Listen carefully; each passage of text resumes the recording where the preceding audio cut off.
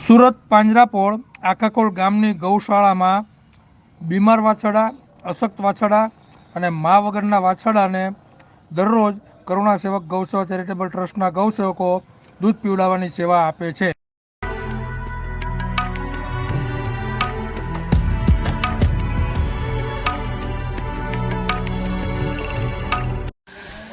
આજે તારીખ 24/5/2024ના રોજ રોહનભાઈ પડસારા તથા મિત્ર મંડળના સહયોગથી કરુણા સેવક ગૌસેવા ચેરિટેબલ ટ્રસ્ટના ગૌસેવકો એક ગાડી લીલો ઘાસચારો સુરત પાંજરાપોળ આખાકોલ ગામની ગૌશાળાના ગૌવંશને અર્પણ કરી રહ્યા છે.